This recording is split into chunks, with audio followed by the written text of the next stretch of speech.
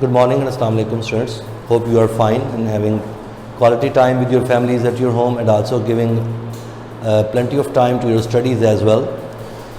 Today is 13th of September 2021 and it's Monday. I am going to deliver the lecture for class 9th biology. Our chapter under discussion is chapter number 6, enzymes, and the topic is given on the page number 110 and 111. The topic is factor affecting enzymatic action. In your book there are 3 factors which affect the rate of reaction. Rate of reaction means speed of reaction, and 2 of them we have already discussed. Number 1 was the temperature and number 2 was the pH. Today the third and the last factor that is given in your book is the substrate concentration, and we are going to discuss the effect of concentration of the substrate on enzymatic action. Concentration here means the quantity. You can say concentration means the quantity of substrate.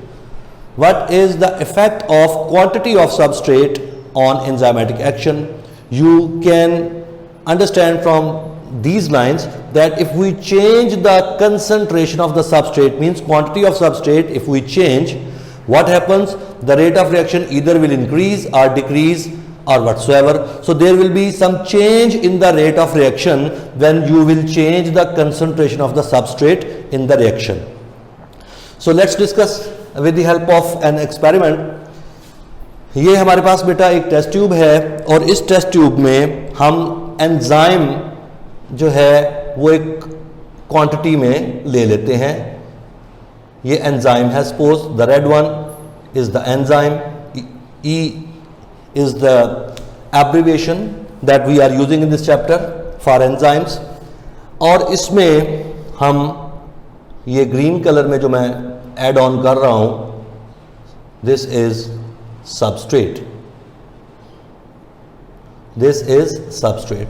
सो जैसे ही हम enzyme और substrate को interaction में लाएंगे, एक test tube में डालेंगे, तो रिकॉल योर प्रीवियस नॉलेज. आपको हमने क्या बताया हुआ है प्रीवियस लेक्चर्स में कि एंजाइम और सबस्ट्रेट जब भी आमने सामने आते हैं तो एक एंजाइम सबस्ट्रेट कॉम्प्लेक्स बनता है. अगर हम इक्वेशन वाइज लिखना चाहें तो when enzyme comes in contact with the substrate, तो आपको पता है कि पहली स्टेज में ES कॉम्प्लेक्स बनता है और ये ES कॉम्प्लेक्स जो है अगली स्टेज में टूटकर आपको एंजाइम अनचेन्ड बाहर आ जाता है रिएक्शन से, और साथ आपको प्रोडक्ट्स मिलते हैं. तो यू कैन सी कि एंजाइम जो है वो अनचेन्ड बाहर आता है, ये हम प्रीवियस लेक्चर्स में पढ़ चुके हैं, और substrate is converted into products. तो यही काम यहां पर भी होगा. एंजाइम और सबस्ट्रेट जब आपस में कंबाइन करेंगे तो पहली स्टेज में ES कॉम्प्लेक्स बनेगा और फौरन एंजाइम अनचेन्ड बाहर आ जाएगा और सबस्ट्रेट जो है वो प्रोडक्ट्स में कन्वर्ट हो जाएगा. अंडरस्टैंड? अब ये तो था एक एक्सपेरिमेंट जिसमें हमने एंजाइम सबस्ट्रेट को ऐड ऑन किया. अगर हम सबस्ट्रेट की कंसंट्रेशन को बढ़ा दें, लाइक पहले हमने इतना सबस्ट्रेट लिया हुआ है, अब हम सबस्ट्रेट की क्वांटिटी को बढ़ा देते हैं.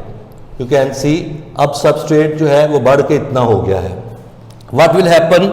इधर आए, हम इधर से डिस्कस करते हैं कि एंजाइम तो हमारा कांस्टेंट है, लेकिन सबस्ट्रेट की क्वांटिटी जब हम बढ़ाएंगे मोर ES complex will be formed और एंजाइम जो है वो and more products will be obtained. तो आप अगर इसको सबस्ट्रेट की कंसंट्रेशन को और इंक्रीज कर देते हैं तो what will happen? More ES complex will be formed and more products will be obtained.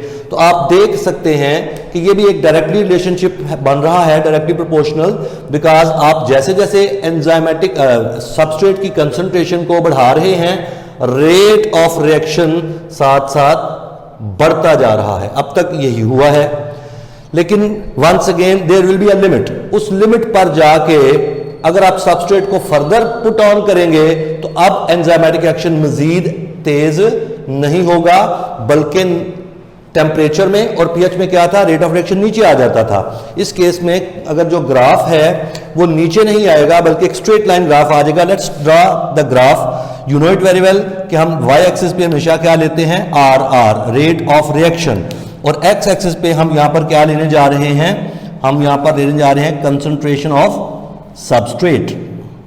Substrate concentration को हमने लिया एक्स एक्सिस पे, वाई एक्सिस पे हमेशा आर लेना है। अगर हम कर्व प्लॉट करें तो देखिए जैसे जैसे हम सबस्ट्रेट पुट कर रहे हैं रेट ऑफ रिएक्शन बढ़ रहा है, तो ग्राफ की शेप कुछ यूं आएगी अप टू अ लिमिट। उसके बाद अगर हम कंसंट्रेशन ऑफ सबस्ट्रेट और सबस्ट्रेट इसमें ऐड करेंगे तो अब रेट ऑफ रिएक्शन बढ़ते बढ़ते एकदम एक पॉइंट पर रुक जाएगा और स्ट्रेट लाइन ऑब्टेन हो जाएगी। आप जितनी मर्जी उसमें सबस्ट्रेट ऐड ऑन करते जाएं, रेट ऑफ रिएक्शन पे अब कोई फर्क पड़ने नहीं जा रहा। तो वंस अगेन आप देख सकते हैं कि जैसे जैसे हम कंसंट्रेशन ऑफ सबस्ट्रेट बढ़ाते हैं रेट ऑफ रिएक्शन बढ़ता जाता है up to a limit, after which rate of reaction becomes constant. Constant mean ना रिएक्शन तेज हो रहा है ना स्लो हो रहा है। ये चीज पिछले दोनों फैक्टर्स से डिफरेंट है। पिछले दोनों फैक्टर्स की अगर मैं आपको कर्व प्लॉट करके दिखाऊं तो उसकी कर्व कुछ यूं होती थी कि रेट ऑफ रिएक्शन बढ़ाते बढ़ाते एक पॉइंट आता था जिसके बाद अगर हम टेम्परेचर या पीएच को बढ़ाते थे दोनों केसेस में तो रेट ऑफ रिएक्शन नीचे आ जाता था। बट इस केस में रेट ऑफ रिएक्शन डिक्रीज नहीं हो रहा, कांस्टेंट हो गया है। तो इसलिए अब ये जब तक ये रिएक्शन चलता रहेगा इट विल रिमेन कांस्टेंट। तो अब हम इसको स्टेटमेंट कैसे दे सकते हैं, in an enzymatic action when concentration of substrate is increased the rate of reaction increases up to a limit after which it becomes constant. Okay बेटा, कर्व के वंस अगेन 3 पार्ट हैं, अगर आप नोट करें, ये एक पार्ट है, ये दूसरा पार्ट है और ये तीसरा पार्ट है। सो 3 पार्ट्स हैं कर्व के। इन तीनों को हमने देखना है कि question once again is there कि यहां पर इंक्रीज आ रहा है रेट ऑफ रिएक्शन में वाई, यहां पर ये जो रेड वाला पोर्शन है ये क्या है, और ये जो कांस्टेंट सारा हो गया है ये क्यों कांस्टेंट है। Once again we are having the 3 questions. अब ये जो पॉइंट नंबर 1 है, ये जो एरिया ब्लैक कलर में ड्रॉ किया गया है कर्व का, यहां पर रेट ऑफ रिएक्शन बढ़ रहा है। क्यों बढ़ रहा है, देखें आपके पास पहले एंजाइम कम था और सबस्ट्रेट भी कम था। सो एंजाइम और सबस्ट्रेट जब मिलेंगे तो लेस ईएस कॉम्प्लेक्स बनेंगे जिसकी वजह से रेट ऑफ रिएक्शन स्लो था। फिर बढ़ क्यों रहा है, जब आप उसमें और सबस्ट्रेट ऐड करते हैं, जो फ्री एंजाइम पड़ा हुआ है इस ट्यूब में, कुछ एंजाइम तो सबस्ट्रेट को बाइंड कर गया और कुछ फ्री पड़ा हुआ था। फ्री एंजाइम ने नए आने वाले सबस्ट्रेट के साथ ईएस कॉम्प्लेक्स बनाए और ज्यादा ईएस कॉम्प्लेक्स बने और प्रोडक्ट आए। अभी भी कुछ एंजाइम स्टिल फ्री पड़ा हुआ था, जब हमने और सबस्ट्रेट ऐड किया तो और ज्यादा ईएस कॉम्प्लेक्स बने, रेट ऑफ रिएक्शन कॉन्स्टेंटली बढ़ता बढ़ता यहां तक पहुंच गया।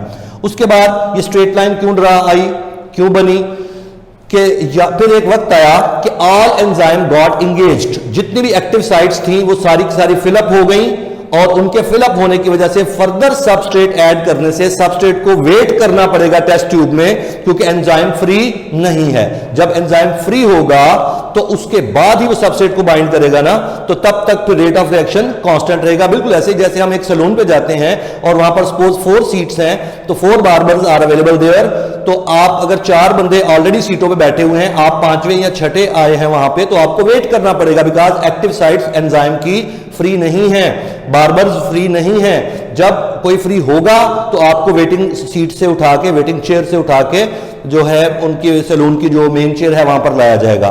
सो यहां पर आकर all active sites got blocked with substrate, और इसलिए अब आगे रेट ऑफ रिएक्शन जो है वो हमेशा कांस्टेंट जाएगा। आखिरी चीज ये पॉइंट नंबर 2, इस जगह को आप क्या बोलते हैं, इसे आप बोलते हैं saturation point.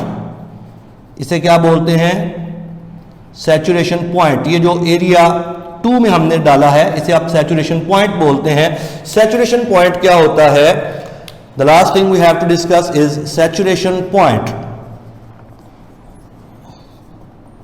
What is saturation point, it the state of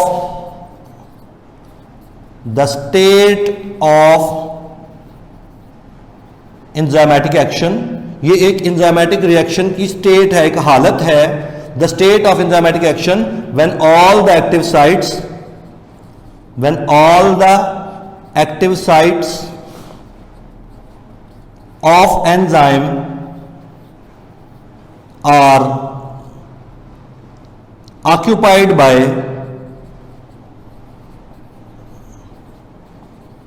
substrate and the rate of reaction becomes constant. So this is saturation point, which is given as point number 2. This is the state of enzymatic action. ये किसी भी reaction के दौरान एक वो हालत या वो सिचुएशन आती है जब all the active sites get blocked, all the active sites get blocked are occupied by the substrate. उसके बाद एक्टिव साइट्स फ्री नहीं रहती. फर्दर आप जितना मर्जी सबस्ट्रेट ऐड ऑन करते जाएं, रेट ऑफ रिएक्शन पे कोई फर्क पड़ने नहीं जा रहा. So it was all about the effect of concentration of the substrate on the enzymatic action, and alhamdulillah we have completed the topic as well, and we have completed the chapter as well. So quick review, if you for your convenience, factors affecting enzymatic action. There are 3 factors. Number 1, temperature. Number 2, pH. We discussed in previous lectures.